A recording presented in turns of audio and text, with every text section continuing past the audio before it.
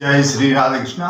हमारे YouTube channel JP Bhardwaj ब्रजवासी में आप सभी का फिर से स्वागत है। दोस्तों, संसार में 4 प्रकार के पुत्र होते हैं, लेकिन चौथा पुत्र जो है भाग्यशाली व्यक्ति को मिलता है, जिनके बहुत अच्छे भाग्य होते हैं, जिन्होंने बहुत अच्छा कर्म किया हो, उनको यह चौथा पुत्र मिलता है।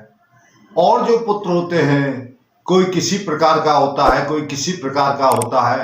आज हम उन्हीं के बारे में आपसे बात करेंगे कि 4 प्रकार के पुत्र किस प्रकार के होते हैं और वह व्यक्ति कौन सा है जिनके चौथा पुत्र होता है, वह बड़ा भाग्यशाली होता है। क्योंकि पिछले जन्म में, पूर्व जन्म में किसी ने तपस्या की हो, किसी ने अच्छा धर्म का पालन किया हो, तो उनको यह चौथा पुत्र प्राप्त होता है। पहला पुत्र ऋणादु होता है, जो पिछले जन्म में किसी का ऋण लेकर के चला गया हो या किसी भी प्रकार से उस पर ऋण हो, चाहे वो जमीन का ऋण हो, पैसे का ऋण हो या किसी भी प्रकार का ऋण हो, उसे ऋणादु पुत्र कहते हैं। वह अपना ऋण चुकाने के लिए उस व्यक्ति के घर में जन्म लेता है और अपने पिता का पैसा, धन बर्बाद करता है। चाहे वह किसी भी प्रकार से उसका धन बर्बाद करे, जब तक उसका पैसा नहीं चुकता है, जब तक उसका ऋण उससे नहीं उतरता है, तब तक वह संसार में अपने माता पिता को दुख देता है। और जब ऋण चुक जाता है तो वह अच्छे रास्ते पर चलने लगता है।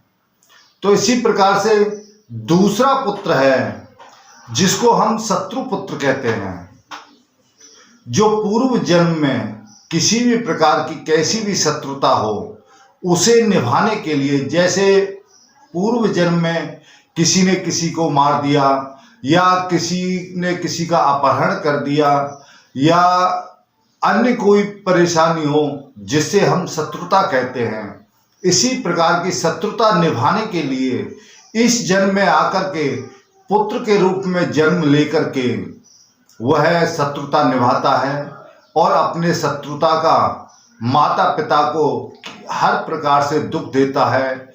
इस प्रकार से वह अपने माता पिता के साथ रहता है, जैसे शत्रु अपने शत्रु के सामने रहता है। माता पिता से लड़ाई झगड़ा करना, उनको किसी भी प्रकार का दुख देना या अन्य प्रकार से उनको वंचित करना, इस प्रकार से अपनी शत्रुता निभाता है। यह दूसरे पुत्र की निशानी है, जिसको हम शत्रादु पुत्र कहते हैं। और तीसरा है उदासीन पुत्र। उदासीन पुत्र का मतलब होता है कि अपने माता पिता से अलग रहना।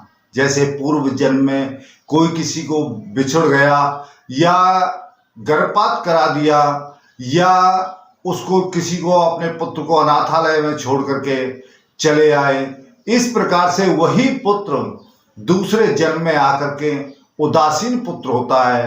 अपने माता पिता की सेवा न करना, अपने माता पिता से अलग रहना, विवाह के पश्चात या विवाह से पहले वह एकांत चाहता है कि किसी भी प्रकार से मैं अपने घर में ना रहूं और अपने माता पिता से अलग रहूं, उसे हम उदासीन पुत्र कहते हैं। ये सब पूर्व जन्म के संस्कार होते हैं। और चौथा जो पुत्र होता है, वह पुत्र होता है सेवक पुत्र, जो अपने माता पिता की सेवा करता है। वह व्यक्ति बहुत ही भाग्यशाली होता है, जिनके चौथा पुत्र यह सेवक पुत्र होता है। अपने माता पिता की आज्ञा का पालन करना, अपने माता पिता की सेवा करना, अपने माता पिता को किसी भी प्रकार का दुख न देना, इसको हम सेवक पुत्र कहते हैं। यह चौथे प्रकार का होता है। पूर्व जन्म में या इस जन्म में जिस व्यक्ति ने अपने माता पिता की सेवा की हो, अपने सास ससुर की सेवा की हो या अपने बुजुर्गों की या अपने से बड़े का मान सम्मान किया हो, उनकी सेवा की हो, उनको यह चौथा पुत्र होता है। इसे हम सेवक पुत्र कहते हैं। तो ये 4 प्रकार के पुत्र इस संसार में जन्म लेते हैं कहीं पर भी आप देख सकते हैं, किसी भी प्रकार से आप देख सकते हैं, 4 पुत्रों में से 5वां पुत्र नहीं होता है।